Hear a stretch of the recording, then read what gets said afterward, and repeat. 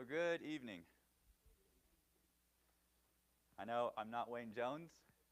There's a bit of sickness going around the school. I'm not sick. I just had allergies. I remember came into the school on Monday, and I didn't know that there was sickness going around, so I just came in with a little bit of a sore throat, thinking it was allergies. We were up at the family retreat, 8,500 feet, no humidifier. My wife and I, we sleep with a humidifier on at the house, so I was guessing it was just allergies or something like that. And then people testing positive for COVID, people having colds, everything else. So then I left on Monday to go get a COVID test, but I'm negative. So I guess that's the one good time in life where negative is a good thing. So Wayne's out. Dave is sick. Donnie is sick. All the Old Testament guys are going down in the school. And Denny, the last Old Testament guy, Denny is actually teaching class downstairs tonight. So I'm back. It's me now. Let's go ahead and start with a word of prayer, and then we'll dive into what we're going to study tonight. Our God, we're always so grateful to you, and it seems that often our prayers are filled with simple thanksgiving and easy ways of thanking you. And Lord, perhaps that's a testament to how good of a God that you are, that you bless us all the time, despite the surrounding chaos in the world and things moving in a manner in which we don't necessarily approve with or agree with. We are thankful that you are still God, and that you are King of all kings, and that you are God of all gods.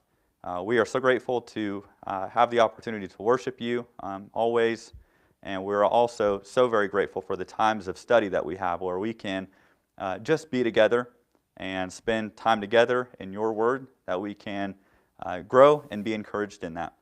We pray that your presence would be with us tonight as we study your word. Thank you so much for allowing us this time. It's your son's name that we pray. Amen.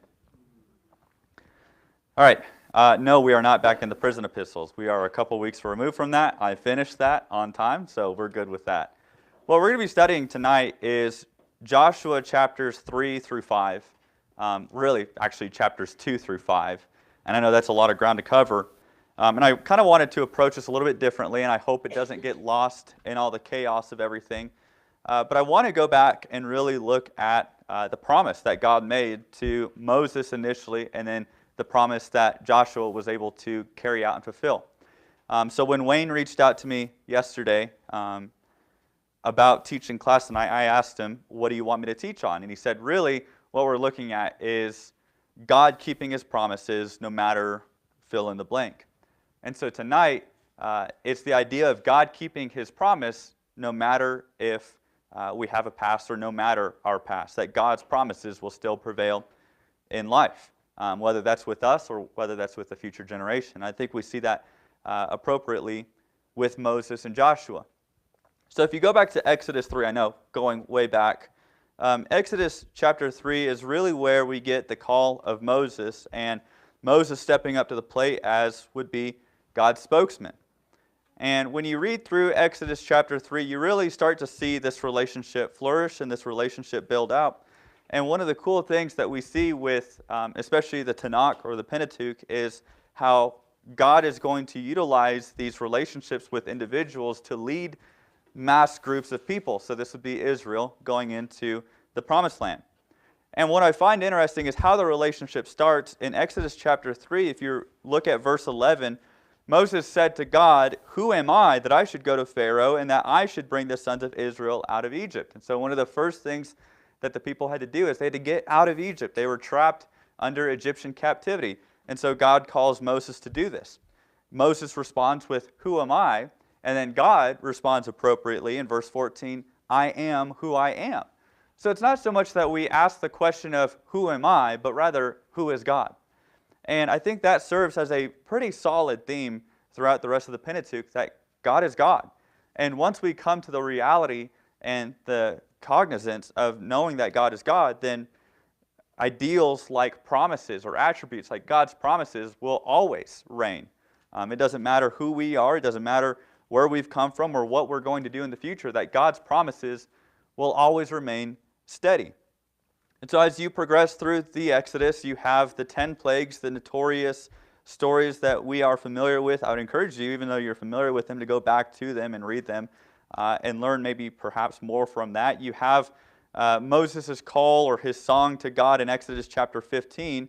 But then things, even though they're seemingly going peachy, things really go south pretty quickly once the people are out of Egypt. So if you remember, the 10 plagues are a kickstart for God's people to remain with God, to be brought up out of that land. Well, when you go to Exodus chapter 16, not Moses chapter 16, Exodus chapter 16, even prior to that in chapter 15 and verse 24, the people grumbled at Moses. And then if you look at chapter 16 and verse 2, the whole congregation of the sons of Israel grumbled against Moses and Aaron. Verse 7 of chapter 16 in Exodus, for he hears your grumblings. Chapter 16 and verse 8, he hears your grumblings, which you grumble against him. And what are we? Your grumblings are not against us, but against God. Verse 9, come near before Yahweh, for he has heard your grumblings. Verse 12, I have heard the grumbling. So you get the pattern, right? The people of Israel have become pretty discontent with being in the wilderness. And that's really going to serve as we keep on moving forward in all this. But then as you get to Exodus chapter 23, something very interesting happens, and that's where we have one of our first introductions of this grand promise made to Moses. So the people are grumbling, they're dissatisfied with their condition. You'll see later in the book of Numbers that they wish they would have just gone back to Egypt or just stayed in Egypt. They cry out, they say, do you remember the fish that we used to eat for free in Egypt? And look at us out here, we're miserable. Well, look at Exodus chapter 23 and verse 23. This is God speaking. He says, for my angel will go before you and bring you into the land of the Amorites, the Hittites, the Perizzites, the Canaanites, the Hivites, the Jebusites, and I will annihilate them. So what is the promise made to Moses and really to the people of Israel? What is God telling them there? Yeah, God's going to take care of them, and God is going to bring them into the land of all these people, the promised land. And so this is God's assurance. He says, look, this is what's going to happen. Now at face value, when we see something like that from God, hopefully by the end of Wayne's class, especially looking at Joshua, whenever God says something, that's it. That's what's going to be done. And so this is actually what's going to be played out in Joshua chapter 2 through 5 is them going into the promised land. Now we're not done with Moses yet, so keep reading with me.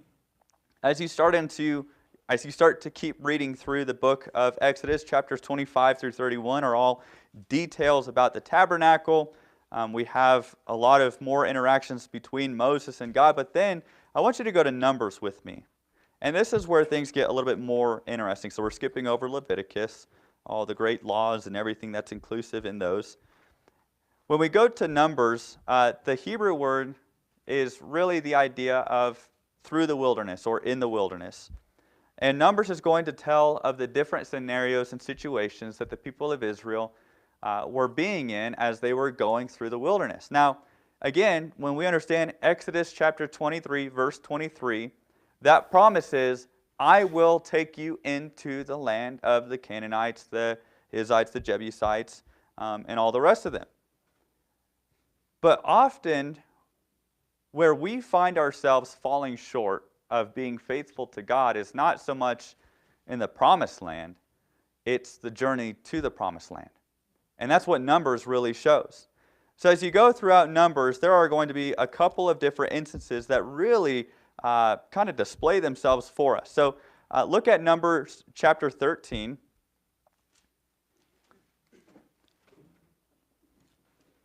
And there are more complaints. I won't bombard you with all the different verses of complaining.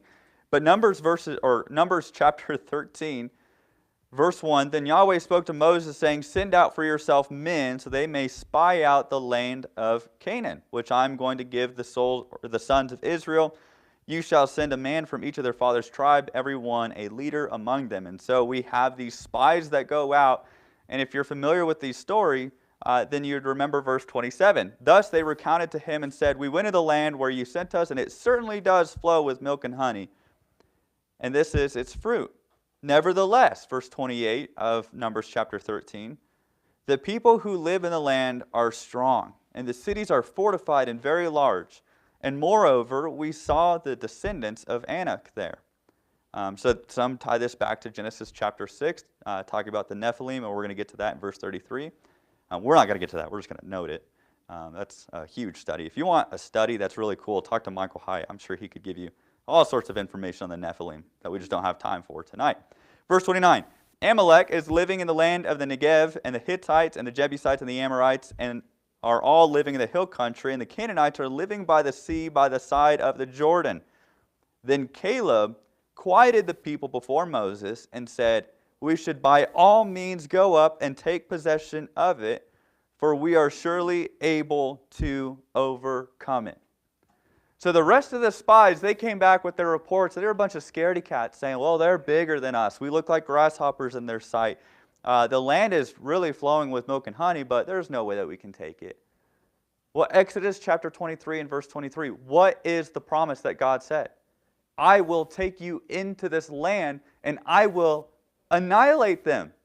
That's very strong terminology in the Hebrew to say, I will destroy them. They will be gone. You won't have to worry about them. So when you take verse 28, you say, well, the odds aren't very good against the spies and all the rest of Israel. But when you look at Exodus 23:23, you say, no, the odds aren't good for the Canaanites because God is God. Well, if you keep on reading through Numbers chapter 14, you would see that Caleb and Joshua were really the only ones who had faith in God. Look at verse 11 of Numbers chapter 14. Yahweh said to Moses, how long will this people spurn me? And how long will they not believe in me, despite all the signs which I have done in their midst? Well, the people had totally abandoned all hope on God getting them into this area. If you read up a little bit earlier, in Numbers chapter 14 and verse 3, it says, and why is Yahweh bringing us into this land to fall by the sword? Our wives and our little ones will become plunder. Would it not have been better for us to return to Egypt? Like dogs returning to vomit, they're going back to their old ways. So in Egypt, they're crying out, get us out of here. They get brought out. God promises them the promised land. And then through that journey, they start complaining and grumbling. Well, you see that in Numbers chapter 14 and verse 30, surely you shall not come to the land in which I swore to make you dwell, except Caleb the son of Jephunneh and Joshua the son of Nun. So you have a bunch of more rebellions that go on between the people of Israel and Moses and Joshua and Caleb. All right, so all of that. I know that's kind of a long string of events that take place, but it gives us some background into what's taking place for us. Now, before we get to Joshua, I want to turn your attention to Deuteronomy. So Deuteronomy is what many would call the second giving of the law. It's more of just kind of a supplementation of Moses. And so when you look at Deuteronomy, especially chapter 32, verse 51, this is going to be God's reason as to why Moses will not be entering into the promised land. And I promise, all of this has everything to do with what we're going to be learning about tonight. Deuteronomy chapter 32 and verse 51, because you both acted unfaithfully with me in the midst of the sons of Israel at the waters of Meribah, Kadesh, in the wilderness of Zin, because you both did not treat me as holy in the midst of the sons of Israel. So why is Moses not going to the promised land according to Deuteronomy 32:51? What were the two reasons?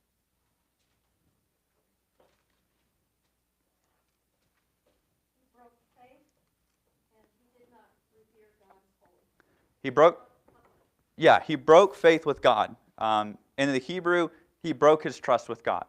That God said, I'll give you this, and Moses broke faithfulness, whether that was loyalty in that trust or whether that was just downright believing and trusting in God to get him through the certain things. You'll remember some of the times that Moses acted a little bit out of character, breaking the tablets in Exodus chapter 32, and then God refurnishing those tablets in Exodus chapter 34. or the time where Moses struck the rock instead of speaking to the rock. God told him that if you were to speak to the rock, water would flow out, and Moses, instead of speaking to it, thought, that's crazy, I'll just smack the thing. So he took his rod and hit the rock, and that's not what God wanted him to do. So God was very precise. And God says, because you did not have trusted me, and because you did not revere me as holy, as set apart, that was one of the major points of God, was that you will be a holy people. I am a holy God, and we'll see that in Leviticus. Yeah, Pam? I just always thought it was so interesting that the spies went out for 40 days, and since they came back with no faith, God said, for that, you're going to wander for 40 years. Yeah. Then in doing that, he got rid of everybody over the age of 20, except for Joshua and Caleb. Yep, he brought in a whole new generation of people to come in, and Moses being one of the last of that generation. And so Joshua is kind of starting with a clean slate to some degree, but there will be some things that we'll see in Joshua, especially chapter 2, that kind of bring out some remembrance. So Numbers 13 is where the spies are sent into Canaan to check things out, and they come back and they say, no way, man, they're too big for us. We can't take them on. So remember Numbers 13. So turn now to Joshua chapter 2. Joshua chapter 2, verse 1, Then Joshua the son of Nun sent 2 men as spies secretly from Shittim, saying, Go see the land, especially Jericho. So they went and came into the house of the harlot, whose name was Rahab, and lodged there. And it was told to the king of Jericho, saying, Behold, men from the sons of Israel have come here to search out the land. And the king of Jericho sent word to Rahab, saying, Bring out the men who have come to you, who have entered your house. And then, long story shorter, Rahab basically says, I have no clue where they went. If you travel that way, surely you can find them. What's really interesting about Rahab, though, is verse 8. Now before they lay down, she came up on the roof and said to the men, I know that God has given you the land, and that the terror of you has fallen on us, and all the inhabitants of the land have melted away before you. For we have heard how Yahweh dried up the water of the Red Sea before you when you came out to Egypt, and what you did to the 2 kings of the Amorites who were beyond the Jordan, Sihon and Og, whom you devoted to destruction. Indeed, we heard it, and our hearts melted, and a courageous spirit no longer rose up in any man because of you. For Yahweh your God, He is God in heaven above and on earth beneath. So now please swear to Yahweh, since I have shown loving kindness to you, that you will also show loving kindness to my father's household, and give me a pledge of truth. And so Rahab, this harlot, not a great lifestyle, not a great past. She was not part of the people of Israel. Even she, as an outsider, understands the power, the magnitude, and the simple awe that God brings to the people. So it's amazing that an outsider is able to have more faith and more revere for God than sometimes the people who are closest to God. If you remember when Moses went up onto the mountain and he was receiving the 10 Commandments, when he came back down, they had made a golden calf, and that's where Moses took the tablets, and he was enraged, and he threw the tablets down, and they broke. Well, all that to say that sometimes the people who are closest to God take matters into their own hands. But Rahab, coming from a horrible background, one of a bad lifestyle, was able to save these spies from destruction, from the Canaanites. So if you jump down, looking at Joshua chapter 2, verse 22, they went and they came into the hill country and remained there for 3 days until the pursuers returned.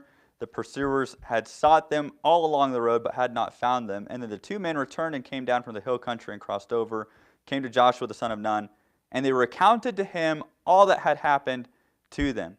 And they said to Joshua, Surely Yahweh has given all the land into our hands. Moreover, all the inhabitants of the land have melted away before us.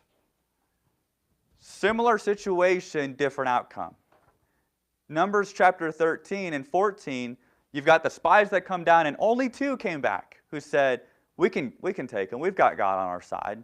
This should be no problem. But then the others said, nope, they were grumbling, they were complaining, they were saying they were way bigger than us. But why did these 2 spies, when they came back, what was their reason of confidence? to say, yeah, we can go take this land. This is no problem. They trusted God. They trusted God, but they said, surely God has given the land into our hands. Moreover, the inhabitants of the land have melted away before us. Had the inhabitants literally melted away before them? They were just mortified. Right. Yeah, they understood the power of God, but now Israel, this new generation, is understanding the power of God. And they're saying, we've done this before. Again, God pointed out to the Israelites, how long will they keep coming against me, even though all the different displays I've given them, all the different signs that I've given them? How many times do I have to prove that I'm God for them to listen to me? Right? Probably the biggest display is the Exodus event itself, where God is miraculously doing things in the world that they had never even seen before. Now, you've got thousands of Egyptian deities within their theology and their pagan beliefs, but this one God was able to demonstrate power like they had never seen before. Even though they attributed multiple gods, there was no God like Israel's God. Chapter 3 and verse 1, Then Joshua rose early in the morning. He and all the sons of Israel set out from Shittim and came to the Jordan, and they lodged there before they crossed. Now it happened that at the end of 3 days, the officers went through the midst of the camp. They commanded the people, saying, When you see the ark of the covenant of the Lord your God, with the Levitical priest carrying it, then you shall set out from your place and go after it. Jump down to verse 7.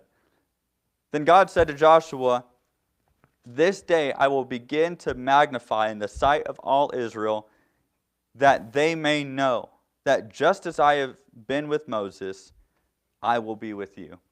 I think you could probably pause there and think of how can the world know that God is with us?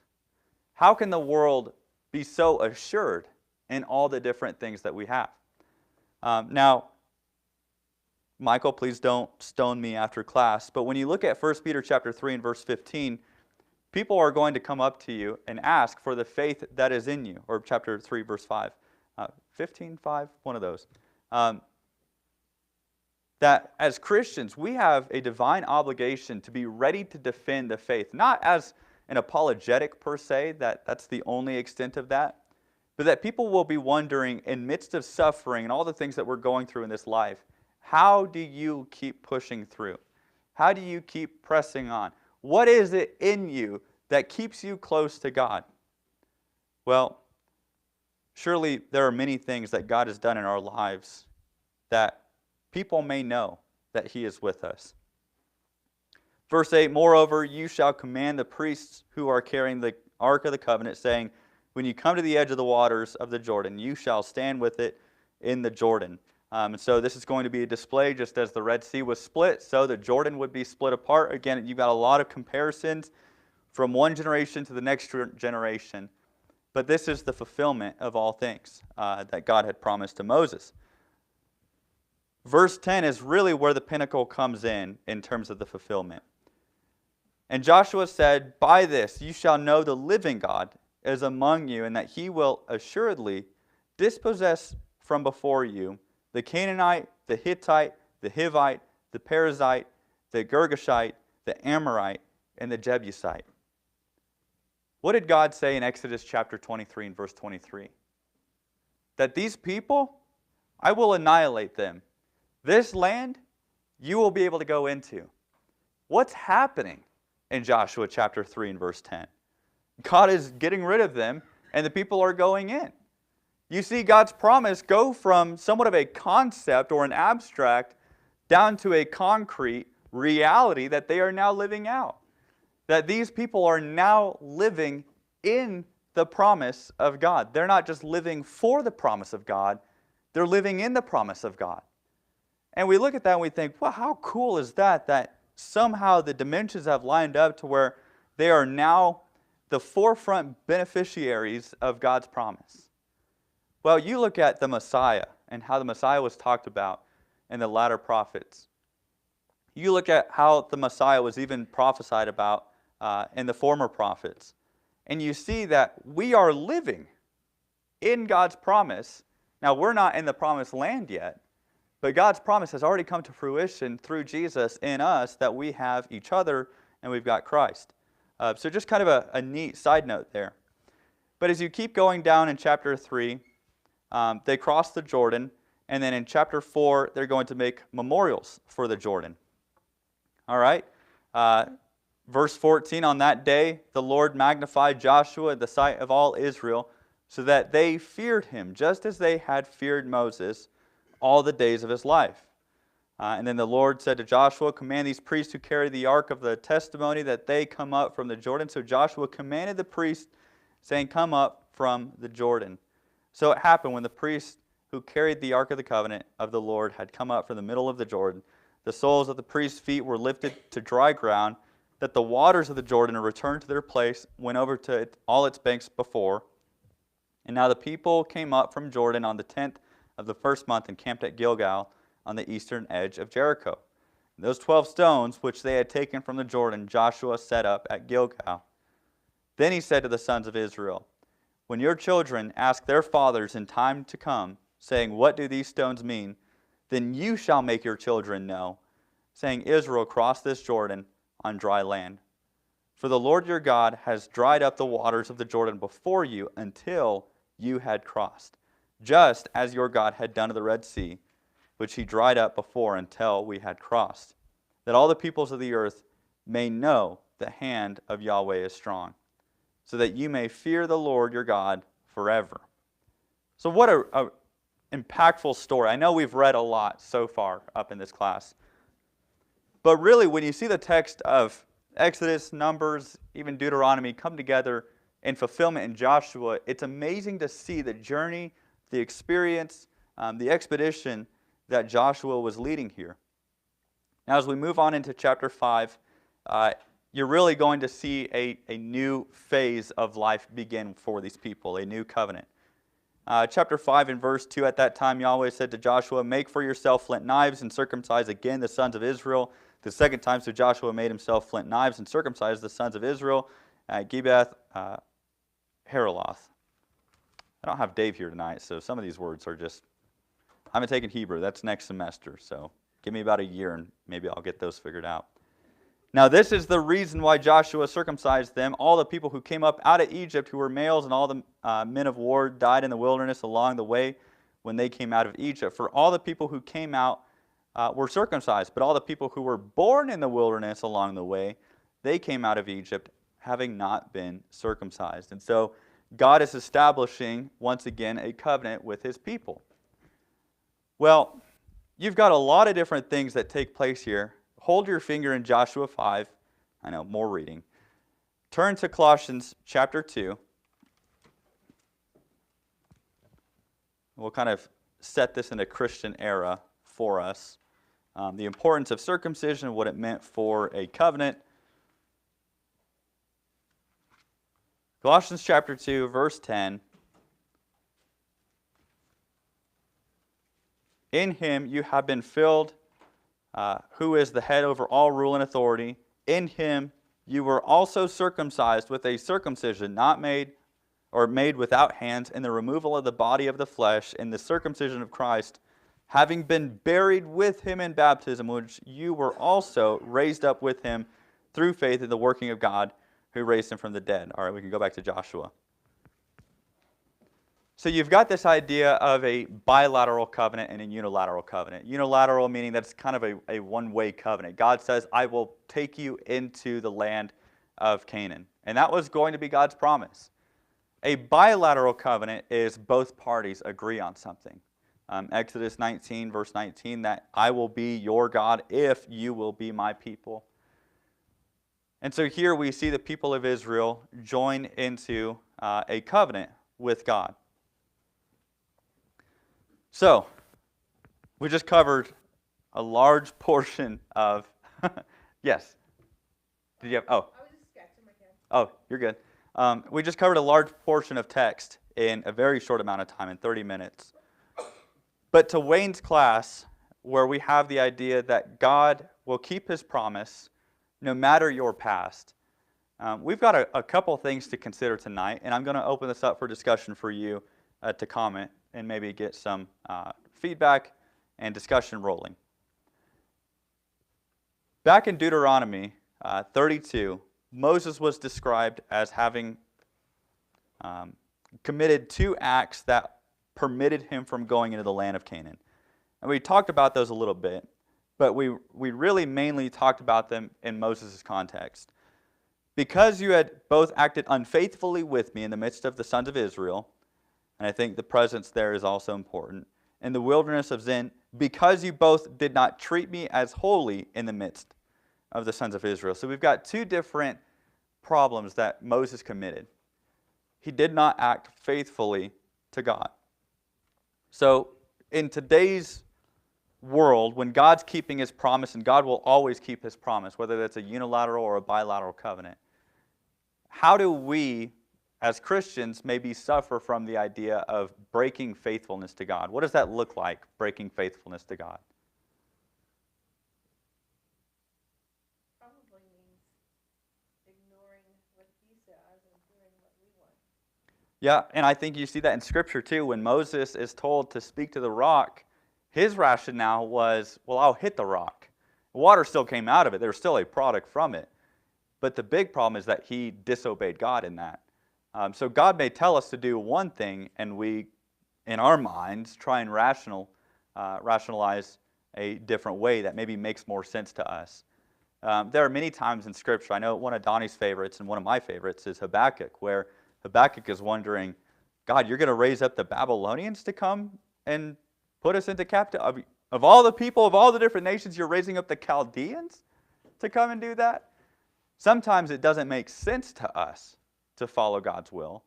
But then Habakkuk chapter 2 and verse 4, but my righteous one shall live by his faith. So sometimes we just have to trust God in that. How else, what does it look like to be unfaithful to God in the midst of the sons of Israel?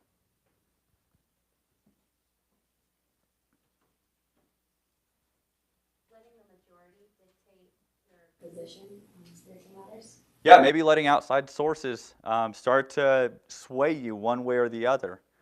Paul would say that we are not like children being tossed to and fro with every wind and form of doctrine that comes against us in Galatians. And there's this idea of staying firm. Now, Moses has had an extraordinary relationship and firsthand experience with God, going all the way back to Exodus chapter 3. Moses was the front runner of God for the people of Israel. But even at times, Moses was caught grumbling to God, complaining to God.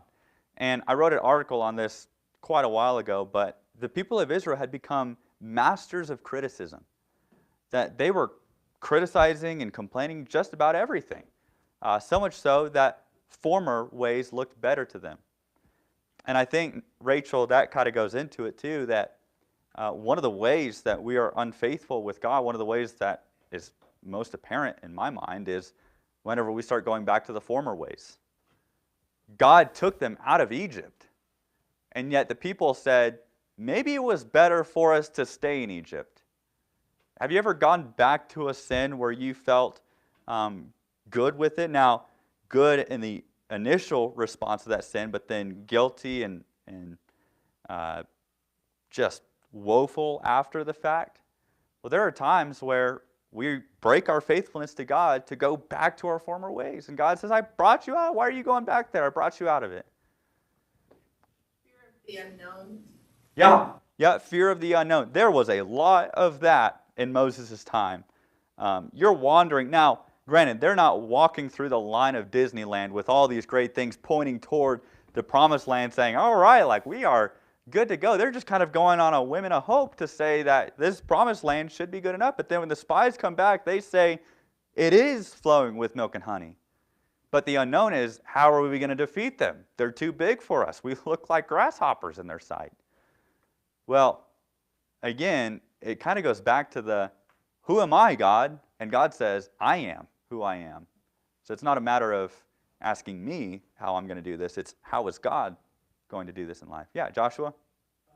When you don't believe in God, it's like you're not trusting God if you don't believe in God. Yeah, if you don't believe in God, you don't trust God. And I think that's a very appropriate statement concerning everything that we have is you've got a lot of people who are either Christian or atheist. They don't have a solid belief in God. That when things get tough, they start sinking. Yeah. Another attitude that you kind of see is thinking of, I know better than God. Yeah.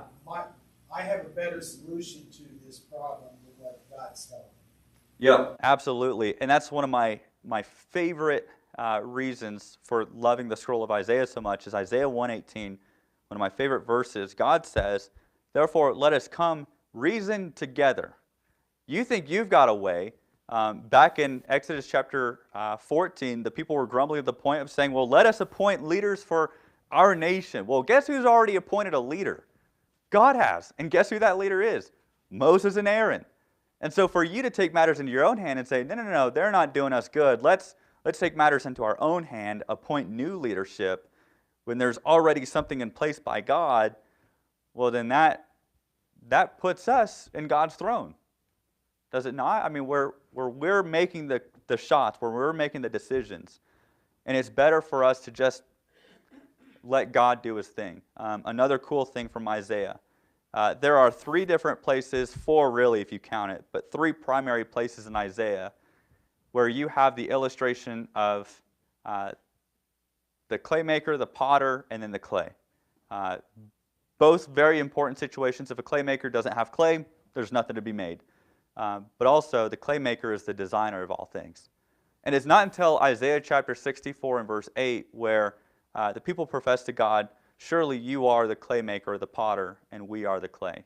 Up to that point, God has been saying, does the clay rebuke back to the claymaker and say, here am I? Well, again, we kind of have to resume our position of, we're just wandering through this wilderness. It's time to let God do his thing and just fully trust God in those different circumstances. There's a lot of sicknesses, a lot of diseases, a lot of things in our world that just don't make sense to us. Some of that is because it's a fallen world, and it never will make sense. But some of it is God's plan. If you look at Isaiah 45, God is going to raise up Cyrus the Great, one of the Persians, to come and bring the people of Israel back in. Well, when you read through Isaiah 45, I think it's in verse 4, God says, even though and there are multiple different avenues that we look in God's Word and we see things that don't make sense in man's mind, but in God's infinite mind, it's already done, and we just have to hold on to that. All right, question number 2. This kind of goes in with Deuteronomy 32:51. Secondly, is how do we treat God as unholy? God says that he's a holy God. He wants us to be holy people. So how is it that we kind of go against that grain and treat God as unholy? Our actions? Yep. So there are times where we don't carry the name of God the way that we should. Where we would be embarrassed if we had a huge banner that said, I believe in God, above us when we're standing in line or we're getting impatient or we are mistreated by the world. There are plenty of times where I would be embarrassed because of my actions, that we don't treat God as holy. But I think in line with that is when we place God in the same category as other solutions.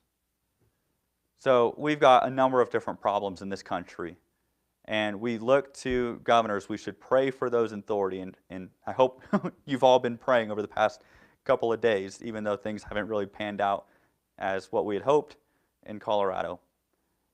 But we take politics and we take people in power and people with leadership, and then we put God right in that same category. But he's not, because God is holy. And these other things are not holy. And so for God to be holy means that he's set apart. And that these things can be under God, but that these things are not the same as God. They can't equate to the majesty of God. Yeah. We forget that he directs things like a water course. Yeah, absolutely. Daniel chapter 2, verses, 44. Daniel chapter 2, verse 44, that I will raise nations up and I will lower nations down. That God is in control of all those things. All right, last question for tonight. We've only got 5 minutes left. Is the question of how can the past handicap us? Now, one of the things that you'll notice throughout all the things that we've read, and I know we've covered a lot tonight, but Joshua and Caleb, Joshua was there with Moses when Israel failed. Joshua was there with Moses when Israel complained. Joshua was there for most all of it. And so the question is, how can a past, a failure of a past, handicap us from moving forward? Well, it reminds us of failures. It reminds us what things didn't work. But thankfully, Joshua was able to push through that and resume the role and responsibility of being Israel's leader. It is 7:41 p.m.